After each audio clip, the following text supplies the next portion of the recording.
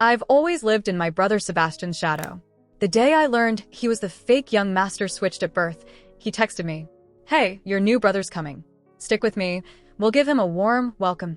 When he arrived, Mom pushed me forward and told me to call him brother. The boy wore faded clothes, his expression dark and gloomy. I was about to say something sarcastic when comments flashed before my eyes. The sidekicks are teaming up to bully him again. The protagonist suffered enough. Now he has to deal with these too. Don't worry, the male lead becomes the most powerful. He'll bankrupt them with a snap, leaving them digging through trash. Oh hell no. I hugged my new brother and said sweetly, "Brother, welcome home." Instantly, light returned to his gloomy eyes. My brother and I were the envy of everyone, raised in the lap of luxury, coddled by our parents since birth. Our family was wealthy, and every year, we'd throw huge birthday parties at our villa.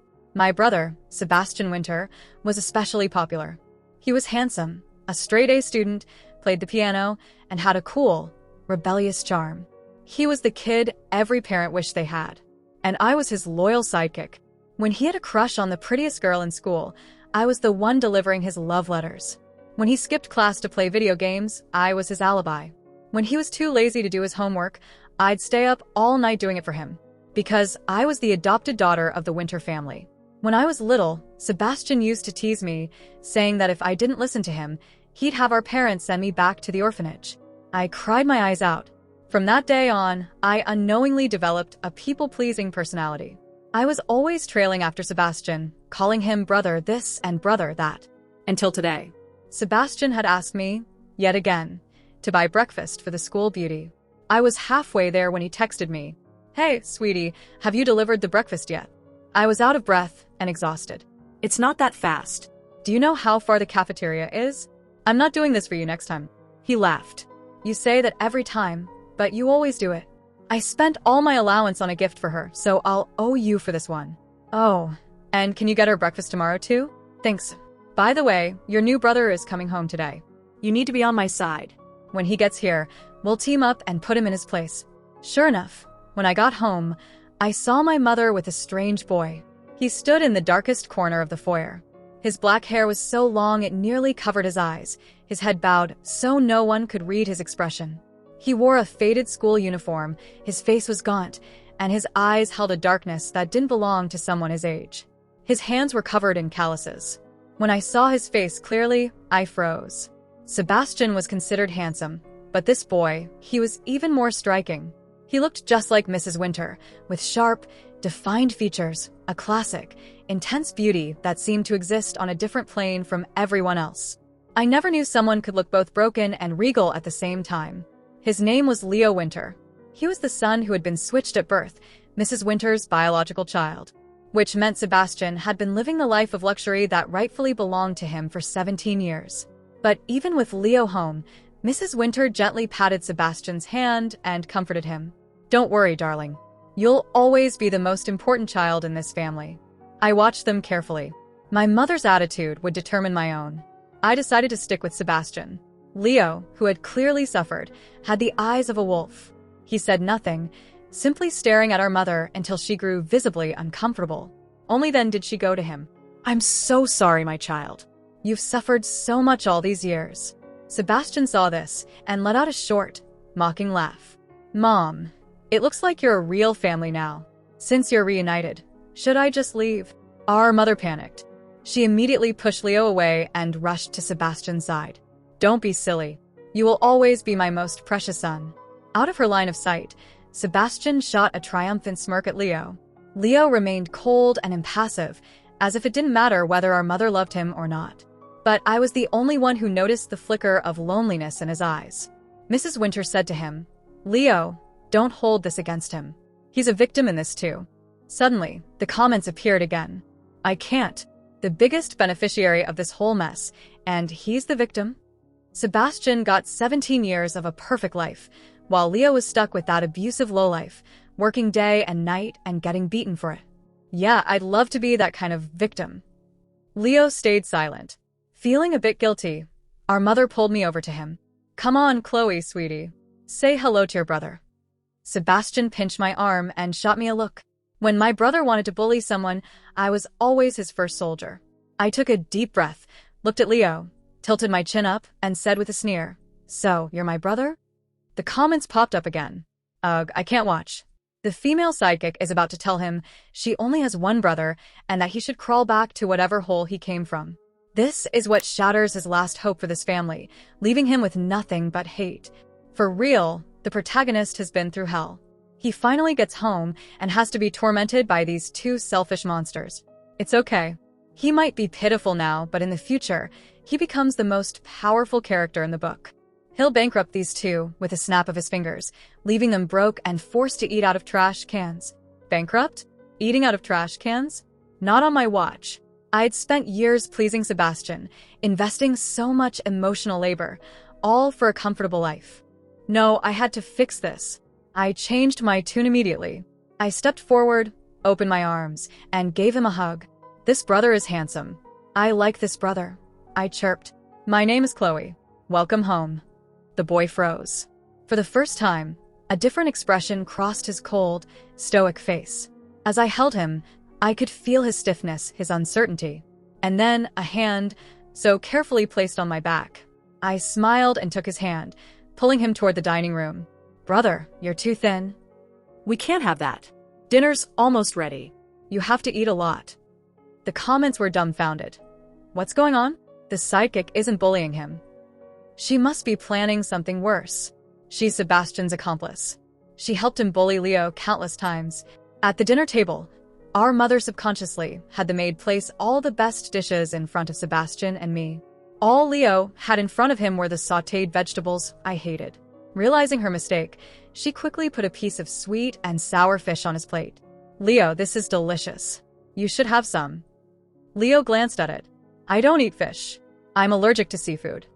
After a moment of awkward silence, our mother moved the fish to Sebastian's plate. Sebastian, you've been working so hard at school. Eat up. Sebastian grinned. Thanks, Mom. This is my favorite. Can you make it again tomorrow? Oh, and Mom, can we have a big seafood feast tomorrow? He looked at me, head down, shoveling rice into my mouth. My sister was just telling me she's craving seafood. Right, sweetie? The comments popped up again.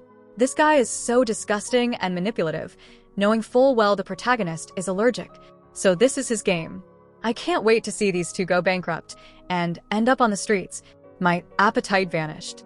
My survival instincts kicked into high gear. I wiped my mouth with a napkin. Actually, I'm really craving sweet and sour pork, cola chicken wings, spicy tofu, and mushroom chicken stew. I shook our mother's arm playfully. Mom, can we have those, please? She fell for it as always, tapping my nose with a smile. Of course, you little foodie. I'll have the chef make them for you tomorrow. Sebastian's face darkened when he saw me defending Leo. I kept my head down and ate, pretending not to notice. For my entire life, I had catered to his every whim. It was practically instinct.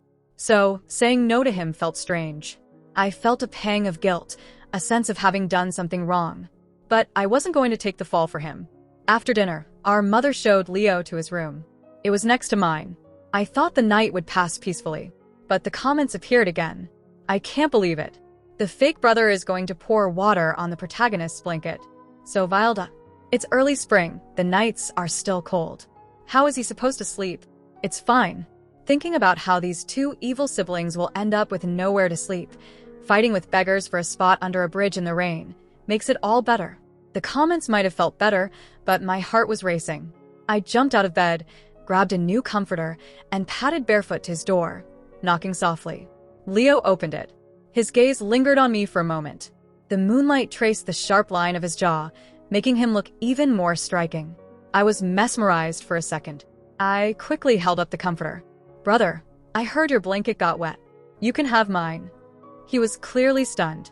He stared at me for a long moment before speaking, his voice raspy and low.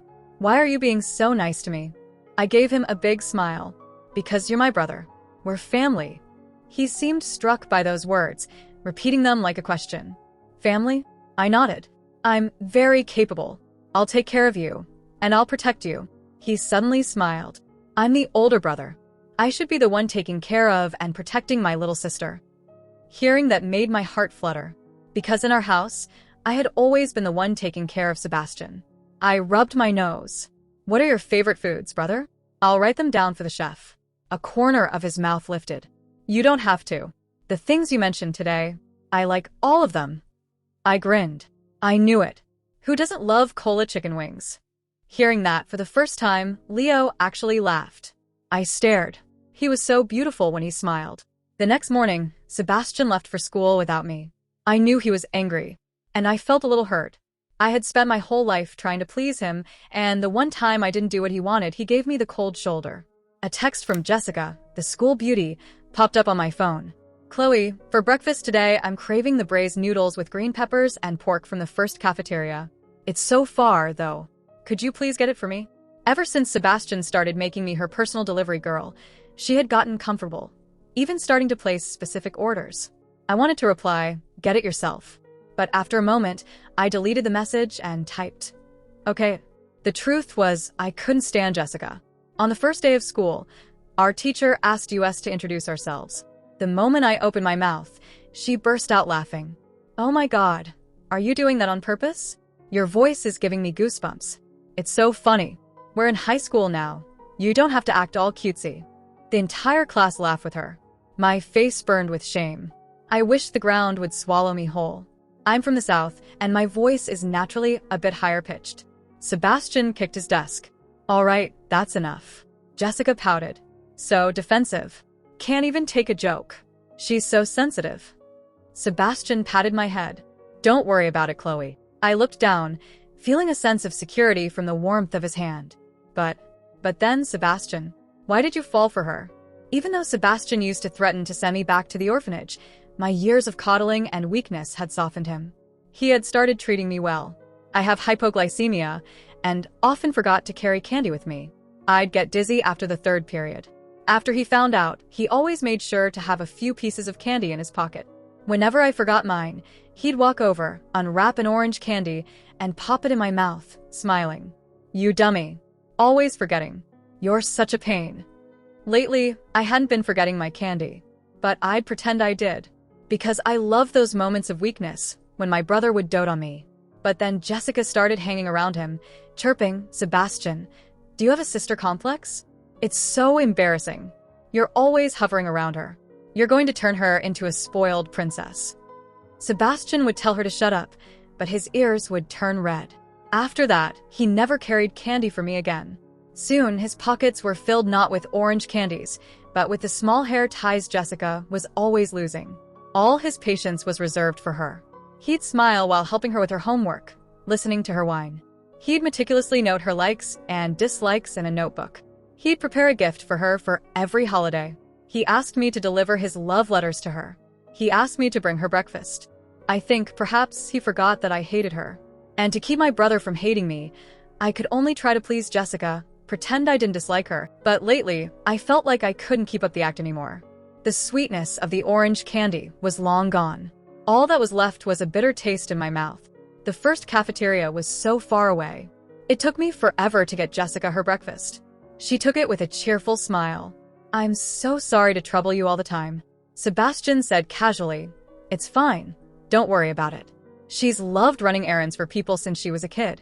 My sister is your sister. If you ever need anything, just ask her.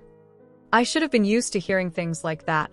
But thinking about what Leo had said last night, I felt a knot in my stomach. He said a brother should take care of and protect his sister. Maybe my brother was just different. The bell rang and Leo walked into the classroom. My father had placed him in our class. He wore a clean, crisp new uniform, his bangs trimmed to reveal his handsome eyes. He didn't look as gloomy as he had yesterday. Honestly, just standing there, he was so good-looking that every strand of his hair seemed to glow. Someone like him should have been incredibly popular at school. But Sebastian had already gone around first thing in the morning, telling everyone not to sit with him. So when the teacher asked who would be his desk partner, no one spoke up. The light in Leo's eyes began to dim. Just as the teacher was about to assign someone, I raised my hand. Brother, over here.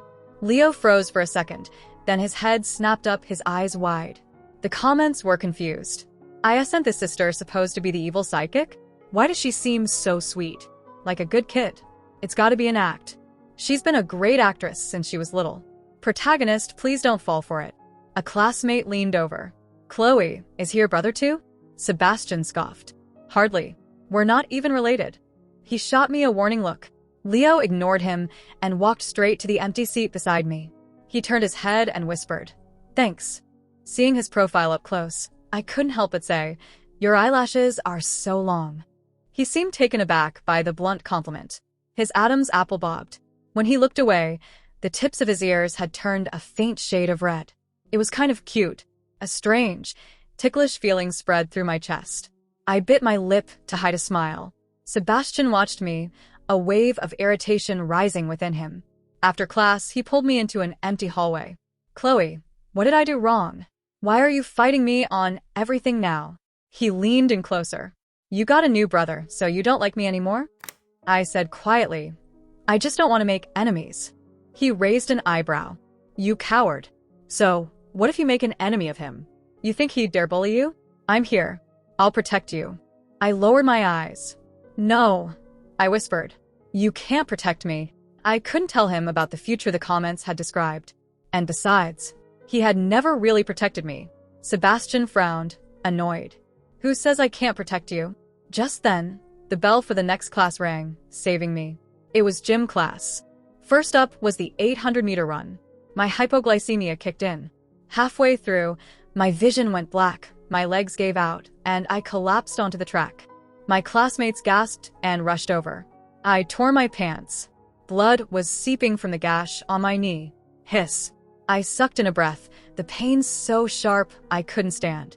Sebastian immediately crouched down. "Get on. I'll carry you to the nurse's office." Jessica glanced at my knee and muttered, "Is that really necessary?" "It's just a little scrape." "Why are you being so dramatic?" "Sebastian, you're going to turn her into a spoiled princess." Sebastian hesitated. There it was again. Always. I couldn't take it anymore. "But you have him buy you breakfast every day with his own money. You have him carry the hair ties you always lose. You whine for gifts from him for every holiday, and you practically sit in his lap whenever you need help with a problem. Does that mean you don't have a princess complex?"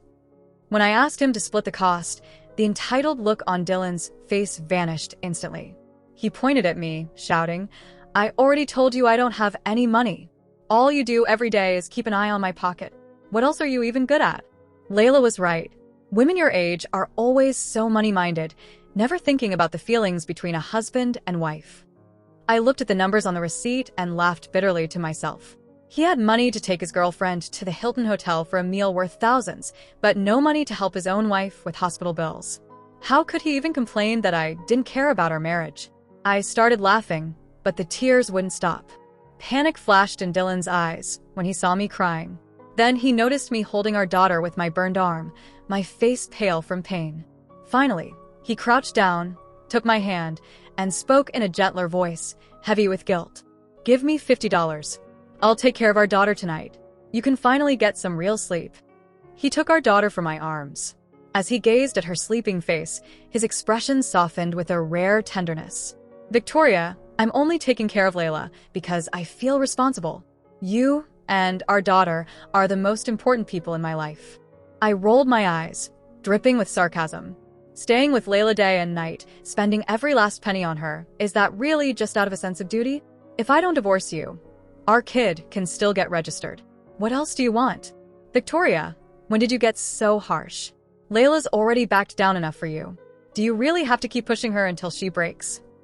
Then he shoved our daughter into the crib and stormed out, completely ignoring her cries. I had no choice but to hold her and calm her down, while trying to read through the divorce agreement my friend had sent me, with just one free hand.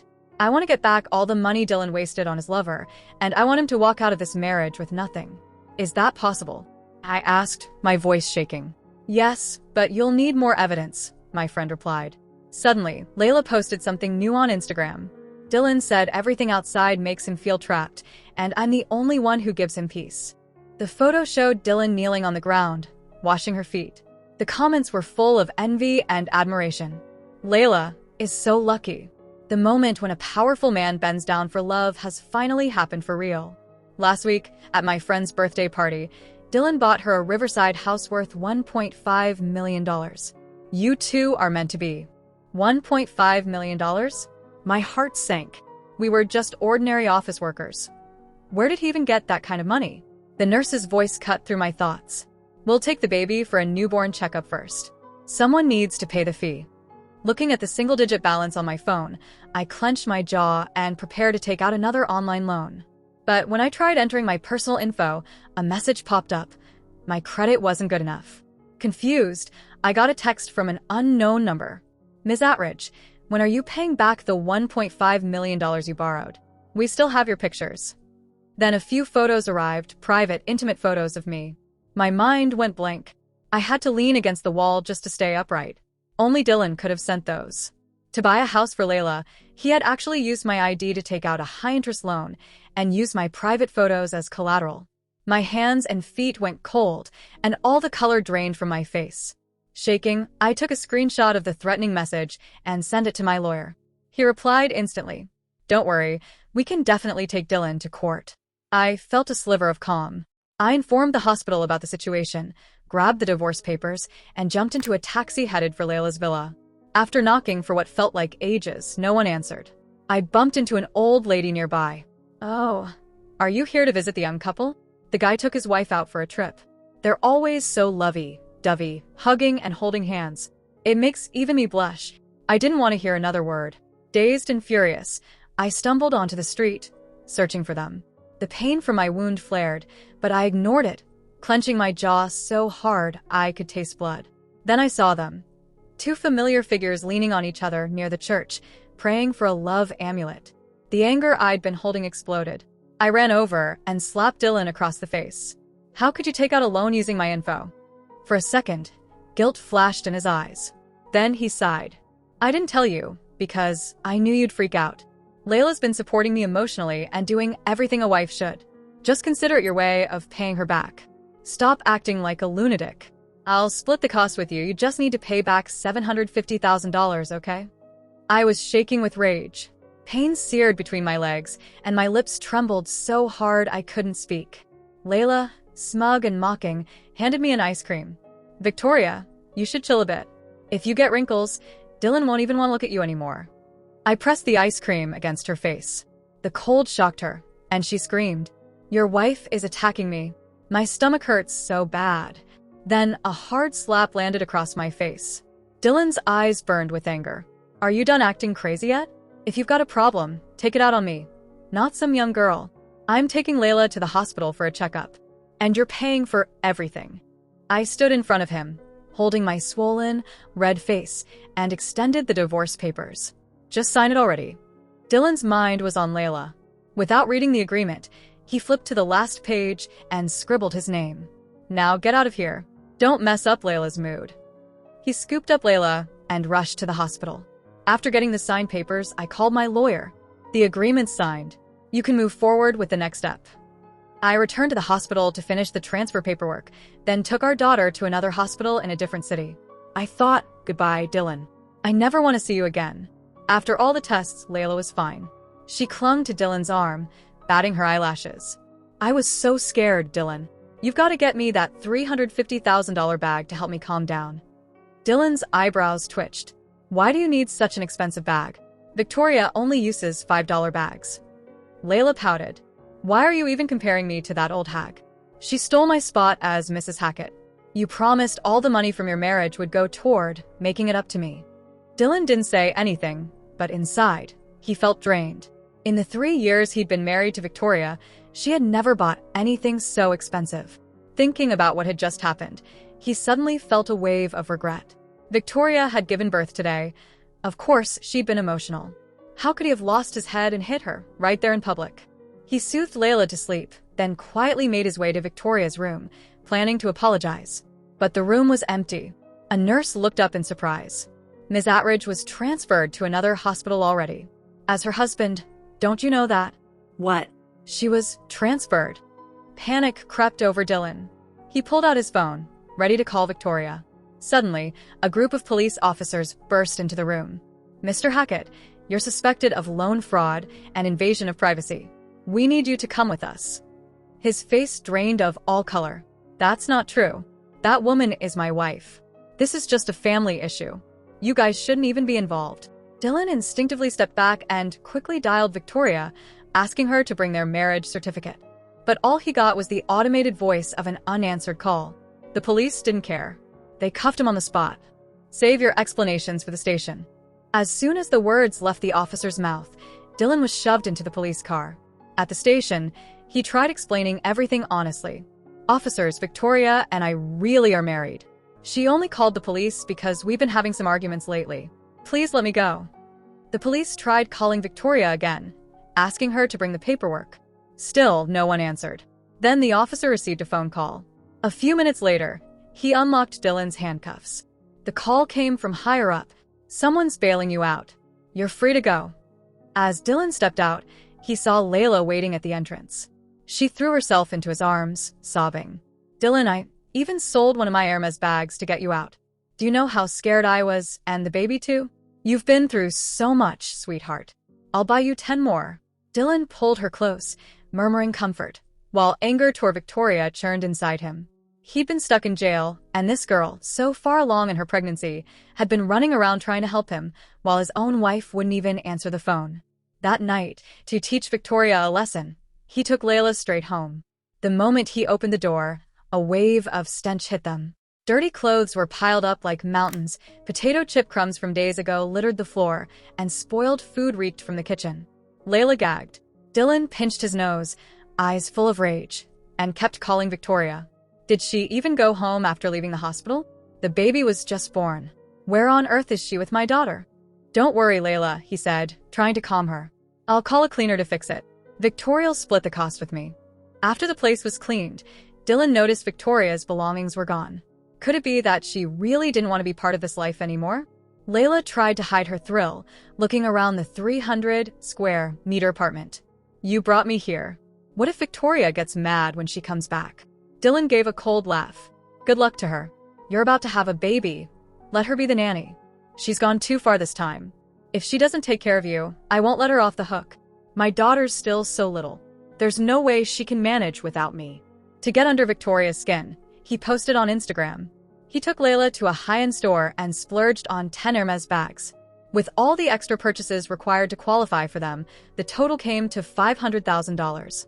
Looking at his now empty bank account, he decided to take out a loan. Once Victoria returned, the two of them could split it together. But he had no idea that I had already blocked him. After the divorce, my lawyer friend, feeling sorry that I was raising the baby alone, offered me his villa. I insisted on paying full market rent, though I was deeply touched by his generosity. Hugo and Mirson took us to a hotel to celebrate my daughter's sip-and-see party.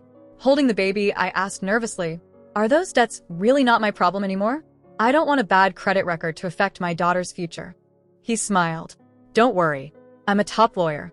I already confirmed with a loan company. Dylan is responsible for the debt.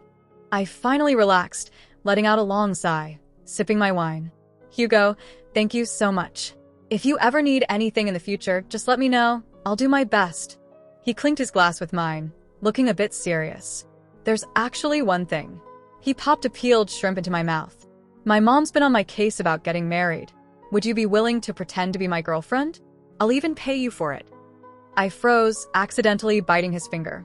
Snapping back to reality, I quickly stood, grabbed a tissue, and started wiping his hand.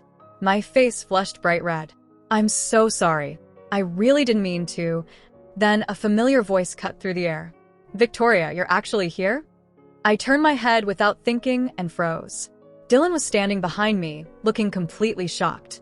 The smile on my face vanished in an instant, and I pulled my daughter closer. Dylan, I don't want to see you. Get lost. His eyes reddened, disbelief written all over his face.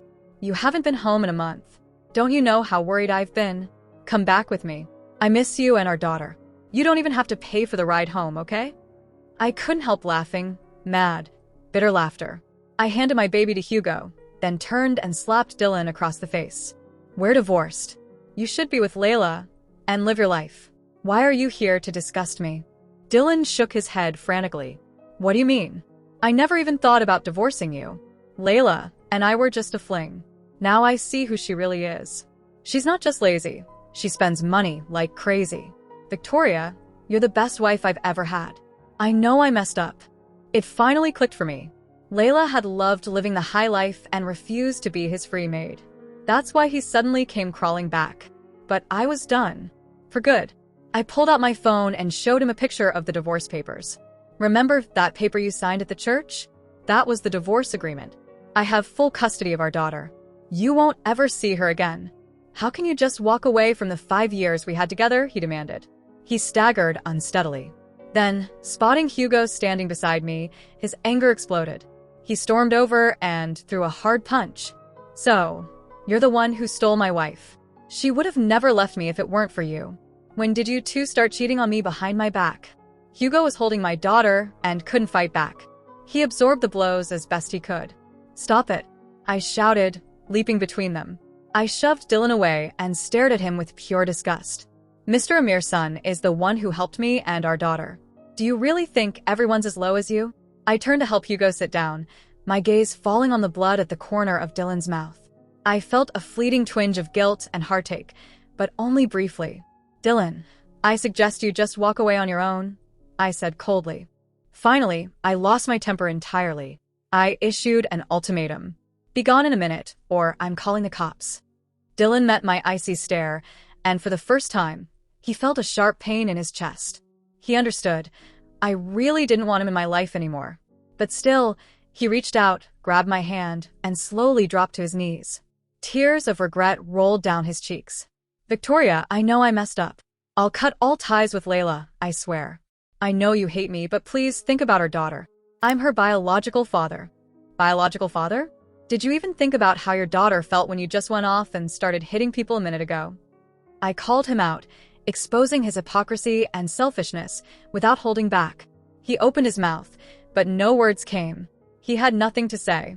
Then Dylan's phone rang. It was Layla, but there was no softness in his eyes anymore. He looked at the name on the screen and immediately hung up. I let out a mocking laugh. What? No rush to go home and take care of your pregnant girl? Dylan frowned, frustration etched across his face. She's probably just seen some fancy designer bag again and wants me to buy it for her. She's always splurging on useless junk. Young people can be so dumb sometimes. Back when I had been stuck at home cleaning up after him, he was off having an affair with Layla, calling her his sweet little thing. Now life was finally hitting him hard, and he was calling her stupid. He never really loved anyone. He only ever loved himself. Dylan gripped the edge of my shirt tightly, his eyes stubborn. If you don't forgive me, I'm not getting up. I was done. I stood, my voice flat. Do whatever you want. You could kneel there forever, and I still wouldn't care. I turned toward the door, Hugo following close behind. As we passed Dylan, he got shoved hard, stumbling to the ground. He barely had time to react before his phone rang again. This time, it was a call from the hospital. A serious voice came through the line. Mr. Hackett, Ms. Dackham was assaulted. She has serious injuries to her abdomen. Preliminary diagnosis shows placental abruption. Both she and the baby are in danger. You need to get here immediately. Dylan jumped to his feet and booked the next high-speed train home. He didn't have custody of Victoria's daughter, and now Layla's baby was the only child left he could protect. Nothing could happen to them. 2 hours later, he finally arrived at the hospital. Layla's surgery was already over. The doctor's voice was heavy. The baby was only 8 months old and had been without oxygen for too long in the womb. We couldn't save the baby. Also, Ms. Dackham lost too much blood in her uterus and will no longer be able to have children. Before the doctor could even finish, Dylan's legs gave out. He dropped to the floor, his face drained of all color. Dylan, you monster! Before he could react, a scream cut through the air. It was Layla, staggering toward him, arms wrapped around her swollen stomach, tears streaming down her face. She clawed at his face with her freshly done nails, sobbing uncontrollably. It's all your fault for owing so much debt. I got beaten up by loan sharks. Where were you then? Out chasing that woman Victoria. Dylan, you took my baby from me. I want you to die. Dylan's fury ignited instantly. How dare you blame me? If you hadn't seduced me, would I have even left Victoria? And you're blaming me for the loans? Those were all for buying luxury items for you. I want my wife and daughter back too. My whole life got destroyed because of a... He grabbed her hair and slammed her head against the wall. Someone call the cops. How can he just hit someone in a hospital? From what he said, she must be a mistress. She probably deserves it. Let's stay out of it. What if she's contagious? By the time security guards arrived, they separated them. But Layla had already slipped into a coma. She was rushed back into emergency surgery. Not long after, the police took Dylan away on charges of assault. As he was shoved into the police car, he kept shouting, "I want my wife and daughter back. It's all Layla's fault. She seduced me. She deserves it." After that chaotic day at the hotel, Dylan never bothered me again. A little while after my daughter's sip-and-see party, I went to Hugo's law firm on my own to help with whatever needed doing. The lawyers there adored my daughter and always looked out for both of us. I felt immense gratitude for everything they'd done. The next time I heard about Dylan was on a legal news broadcast. He had attacked someone at the hospital, causing Layla to bleed to death. The public outcry was huge. In the end, he was sentenced to death, with a 2-year reprieve. Outside the courthouse, reporters swarmed him. "Mr. Hackett, do you regret what you did?" No. "Layla ruined my life. If I could, I'd kill her 1,000 times. You're about to go to prison. Anything you want to say to the world?" He stayed silent. Then, after a long pause, he stared into the camera, eyes red and swollen. "I don't know if my wife will ever hear this, but I still want to say I've wronged you in this life. Now that I've killed Layla myself, I wonder if you'll finally rest easy? If there's an afterlife, I promise I'll make it up to you." All I felt was disgust. Worried he might haunt me even in the afterlife, I quickly turned off the show. After work, Hugo picked up my daughter and me. But as the car drove, I sensed something different. "This isn't the way home, is it? Where are we going?" I asked, smiling. "It's a surprise. Just wait and see." He took us to a Michelin-starred restaurant. When we entered the private room, the table was set with exquisite food. Hugo picked up a piece of cake and fed it to me. "Try it. See if it tastes good." I opened my mouth but felt something hard. I spat it out and froze. It was a diamond the size of a pigeon's egg. Hugo knelt before me. "Victoria, can I have a chance to take care of you and your daughter? I'll love the baby like my own." My little girl squealed, pointing at him with excitement, as if cheering me to say yes. I smiled through tears. Over the past days, spending time with Hugo, my feelings had grown, but I'd been afraid. Afraid that as a divorced woman with a child, I wasn't good enough. Yet here he was proposing. I held out my hand, voice trembling, and whispered, "I do." He slipped the diamond ring onto my finger and kissed my hand reverently. From that moment on, my life began anew.